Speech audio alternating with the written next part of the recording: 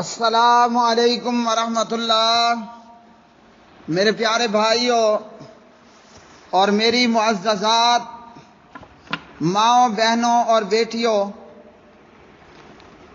بلوغ المرام کتاب الصلاۃ باب صفت الصلاۃ سبق نمبر ہے 70۔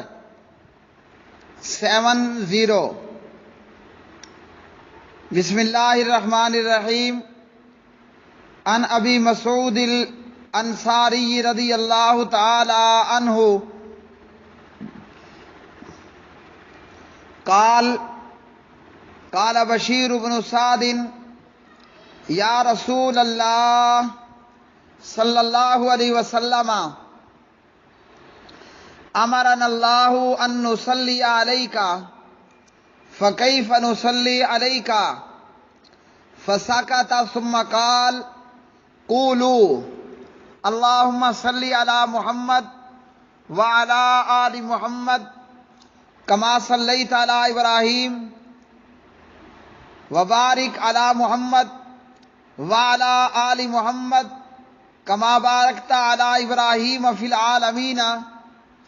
انک حمید مجید والسلام کما علمتم رواہ مسلم وزاد ابن خزیمۃ فیہ فکیف نصلی علیک اذا نحن صلینا علیک فی صلاتنا۔ حضرت ابو مسعود انصاری رضی اللہ تعالی عنہ اس حدیث کے راوی ہیں۔ ابو مسعود انصاری، ان کا نام ہے عقبہ بن عمر بن ثعلبہ۔ ابو مسعود فرماتے ہیں بشیر بن سعد رضی اللہ تعالی عنہ نے نبی صلی اللہ علیہ وسلم سے عرض کی کہ اللہ تعالیٰ نے ہمیں آپ پر درود بھیجنے کا حکم دیا تو کس طرح ہم آپ پر درود پڑھیں؟ نبی علیہ الصلاۃ والسلام تھوڑی دیر خاموش رہے اور اس کے بعد آپ نے یہ درود سکھایا: اے اللہ، محمد صلی اللہ علیہ وسلم اور آل محمد پر رحمت نازل فرما، جس طرح تو نے ابراہیم پر علیہ السلام رحمت نازل فرمائی اور برکت نازل فرما محمد صلی اللہ علیہ وسلم پر اور آل محمد پر، جس طرح تو نے برکت نازل فرمائی ابراہیم پر جہانوں میں۔ یقیناً اے اللہ، تو خوبیوں والا ہے اور بزرگی والا ہے۔ اور پیارے نبی نے فرمایا سلام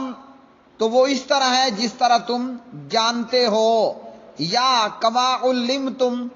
جس طرح تمہیں سکھایا گیا ہے۔ اسے مسلم نے روایت کیا، اور ابن خزیمہ کی روایت میں اتنا اضافہ ہے کہ صحابہ نے عرض کی جب ہم نماز پڑھ رہے ہوں تو آپ پر درود کس طرح پڑھیں؟ تو میرے پیارے بھائیوں، اس حدیث میں نماز کے اندر درود پڑھنا ثابت ہوا کہ نماز کے اندر درود پڑھنا ہے۔ صحابی فرماتے ہیں امرنا اللہ، اللہ نے ہمیں حکم دیا۔ تو اللہ کا حکم سورۃ الاحزاب میں ہے، پارہ نمبر 22، صلو علیہ وسلموا تسلیما، نبی علیہ السلام پر درود و سلام پڑھو۔ اس حدیث سے نماز میں نبی علیہ السلام پر درود و سلام پڑھنا واجب جو ہے وہ معلوم ہوا۔ امام شافعی اور بہت سے ائمہ اسے واجب قرار دیتے ہیں، اور درود کے مختلف الفاظ مختلف احادیث کے اندر مروی ہیں، اور نبی علیہ الصلاۃ والسلام کی آل سے مراد آپ کے وہ رشتہ دار جن پر صدقہ، زکوٰۃ وغیرہ حرام ہے، جیسے صحیح مسلم میں ہے اور میں جوابات میں وہ بتا چکا ہوں۔ آل عقیل، آل جعفر، آل عباس اور اسی طرح آل علی وغیرہ رضوان اللہ علیہم اجمعین۔ اور نماز میں نبی علیہ السلام پر سلام پڑھنا تو جیسے نبی علیہ السلام نے تشہد سکھایا اور اس میں السلام علیکہ ایھا النبی، اسی طرح نماز کے آخری تشہد میں درود پڑھنا یہ نماز کے ارکان میں سے ہے۔ فقہ کتاب و سنت محمد صبحی بن حسن حلاق رحمہ اللہ۔ اور نماز کا رکن ہونے کی دلیل فضالہ بن عبید رضی اللہ عنہ کی روایت جو پیچھے گزر چکی، اور جناب ابو مسعود رضی اللہ عنہ کی یہ روایت۔ اسی طرح نماز میں درود پڑھنا، کیا یہ پہلے تشہد کے اندر بھی پڑھا جا سکتا ہے یا محض آخری تشہد کے ساتھ خاص ہے؟ تو حافظ صلاح الدین یوسف حافظہ اللہ تعالی تفسیر احسن البیان میں فرماتے ہیں کہ حدیث میں درود پڑھنا نماز کے اندر عام ہے، اسے پہلے یا دوسرے تشہد کے ساتھ خاص نہیں کیا گیا، جس سے یہ استدلال کرنا صحیح ہے کہ پہلے اور دوسرے دونوں تشہد میں سلام اور درود پڑھا جائے۔ تو کوئی اگر پہلے تشہد کے اندر بھی 4 اور 3 رکعت نماز میں پہلے تشہد کے اندر بھی درود پڑھ لیتا ہے تو یہ بھی مستحب اور افضل ہے، اور آخری تشہد کے اندر درود پڑھنا ضروری ہے، نماز کے ارکان میں سے ہے۔ اور پہلے تشہد میں درود پڑھنے کے حوالے سے حافظ صلاح الدین یوسف حافظہ اللہ دلائل ذکر کرتے ہیں کہ سیدہ عائشہ رضی اللہ عنہ فرماتی ہیں نبی علیہ السلام بعض دفعہ رات کو 9 رکعت ادا کرتے، 8ویں رکعت میں تشہد بیٹھتے، اپنے رب سے دعا کرتے، پیغمبر پر درود پڑھتے اور بغیر سلام پھیرے کھڑے ہو جاتے۔ السنن الکبریٰ للبیہقی۔ تو اس سے یہ معلوم ہوا کہ نبی علیہ السلام نے پہلے تشہد کے اندر بھی درود پڑھا ہے۔ اور اسی طرح صفت صلاۃ النبی صلی اللہ علیہ وسلم للامام البانی رحمہ اللہ۔ تو اس حدیث سے یہ معلوم ہوا کہ نماز کے اندر درود پڑھنا، درود ابراہیمی پڑھنا یہ ضروری ایٹم ہے۔ اگلی حدیث وعن ابی ہریرہ رضی اللہ تعالی عنہ قال قال رسول اللہ صلی اللہ علیہ وسلم اذا تشہد احدکم فلیستعذ باللہ من 4 یقول اللہم انی اعوذ بک من عذاب جہنم ومن عذاب القبر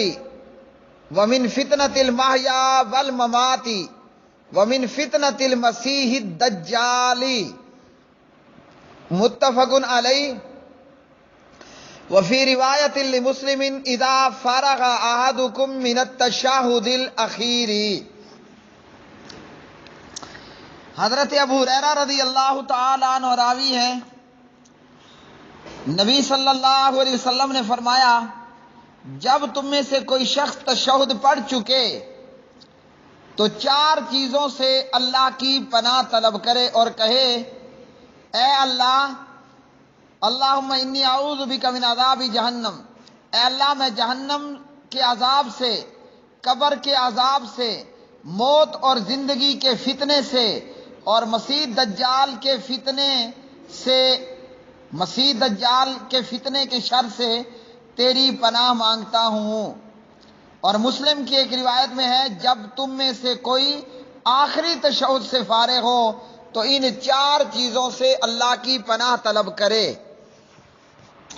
تو اس حدیث سے یہ معلوم ہوا نماز کے اندر آخری تشہد میں تشہد، درود وغیرہ پڑھنے کے بعد یہ دعائیں کرنی ہیں اور آگے موجود دیگر دعائیں۔ تشہد میں درود و سلام کے بعد استعاذہ کو امام ابن حزم نے واجب قرار دیا، اور اسی طرح دیگر ائمہ میں بھی کچھ کا یہی موقف ہے، اور اسی طرح باقی علماء نے اسے آخری تشہد میں درود پڑھنے کے بعد مستحب قرار دیا۔ اس حدیث سے عذاب قبر کا ثبوت بھی ملتا ہے۔ اہل سنت اہل حدیث کے نزدیک عذاب قبر برحق ہے، اور وہ اسی زمین والے کھڈے میں ہوگا، گڑھے میں ہوگا، نہ کہ اوپر کہیں آسمان میں۔ اور عذاب قبر قرآن اور حدیث سے ثابت ہے، صحیح بخاری وغیرہ۔ اور عذاب قبر کا منکر نص قرآن اور حدیث صحیح کا انکاری ہے، اور بعض لوگوں نے عذاب قبر کا انکار کیا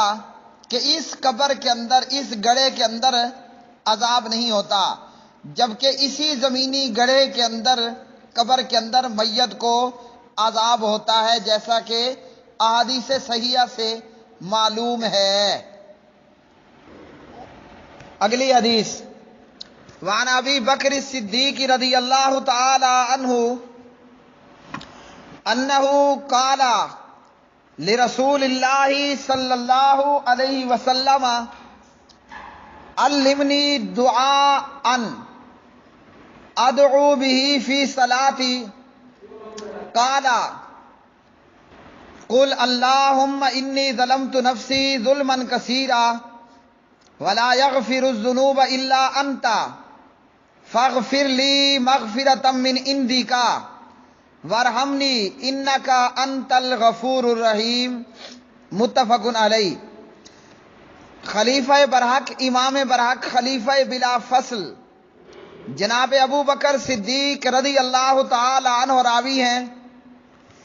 فرماتے ہیں کہ میں نے نبی صلی اللہ علیہ وسلم کی خدمت میں عرض کی کہ آپ مجھے کوئی دعا سکھائیے جسے میں اپنی نماز میں پڑھا کروں، تو آپ علیہ السلام نے یہ دعا سکھائی، اللہم انی ظلمت نفسی، اے اللہ میں نے اپنی جان پر بہت ظلم کیا اور تیرے سوا کوئی گناہوں کو بخشنے والا نہیں، لہذا تو مجھے اپنی جناب سے معاف کر دے اور مجھ پر رحم فرما، بے شک تو ہی بخشنے والا، بہت رحم کرنے والا ہے۔ تو اس حدیث سے ہمیں یہ معلوم ہوا کہ نماز میں ہمیں یہ دعا بھی کرنی چاہیے، اور اس دعا کا موقع محل بھی تشہد اور درود پڑھ لینے کے بعد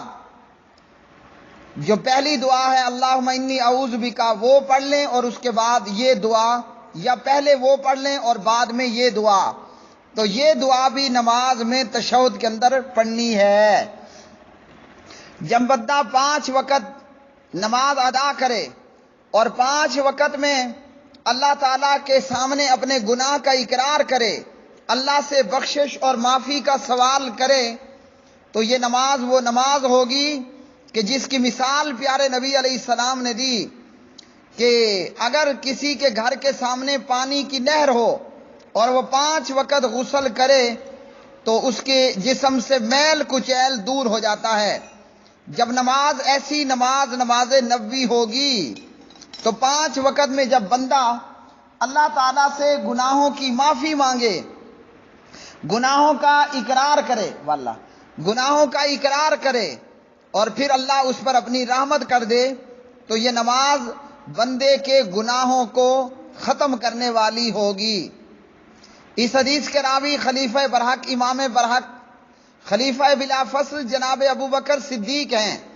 ابو بکر آپ کی کنیت ہے، صدیق آپ کا لقب ہے، نام آپ کا عبداللہ ہے، آپ کے والد کا نام عثمان ہے، جن کی کنیت ابو قحافہ سے مشہور تھے۔ جناب ابو بکر صدیق پیارے نبی علیہ السلام کی وفات کے بعد پہلے مسلمانوں کے خلیفہ نامزد ہوئے۔ انبیاء کے بعد اللہ کی مخلوق میں سب سے افضل انسان جناب ابو بکر صدیق ہیں۔ پیارے نبی کے بعد صلی اللہ علیہ وسلم کے ساتھ، پیارے نبی علیہ السلام کے ساتھ مکہ سے ہجرت کر کے مدینہ کی طرف چلے، اور آپ کے یار غار ہیں جناب ابو بکر رضی اللہ تعالی عنہ، گورا چٹا رنگ، نرم و مزاج، دبلے پتلے جسم کے انسان، اپنوں کے لیے سراپے رحمت اور کفار کے لیے اشداء علی الکفار۔ اگلی حدیث، عن وائل بن حجر رضی اللہ تعالی عنہ قال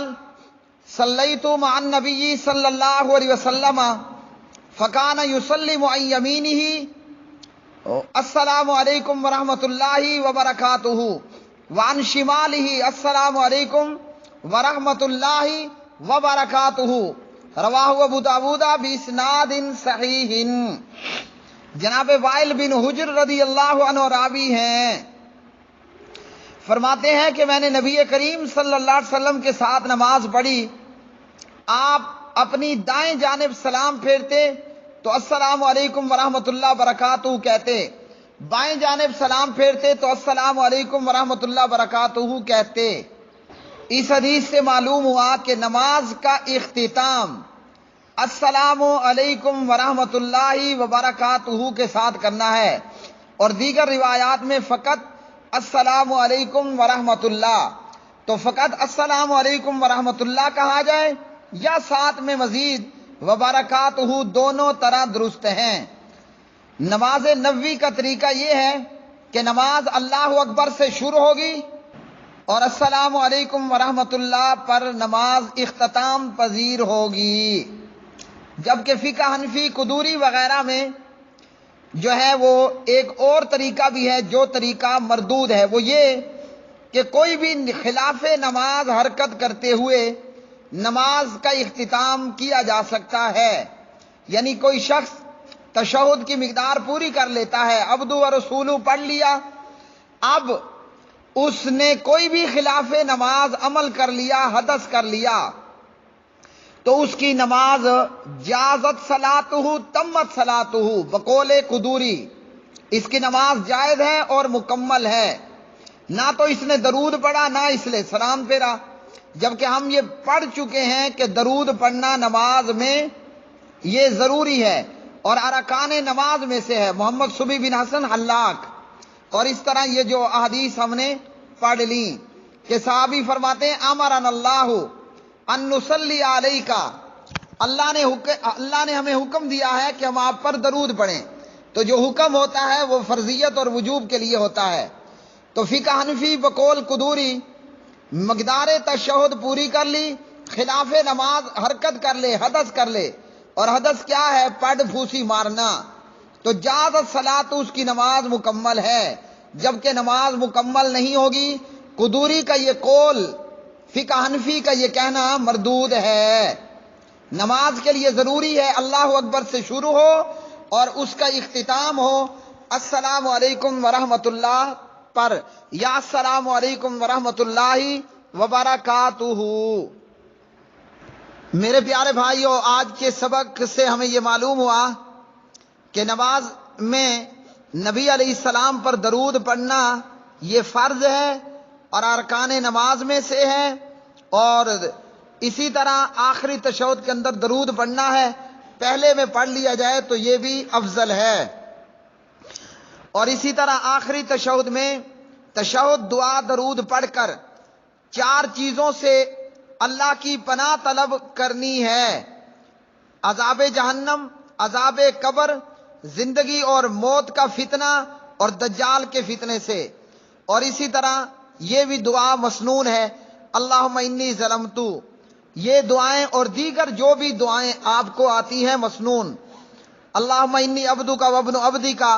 اور اسی طرح اللہم انفعنی بما علمتنی، ربنا آتنا فی الدنیا، رب اجعلنی مقیم الصلاۃ، جو قرآنی اور مسنون دعائیں یاد ہیں وہ تشہد کے اندر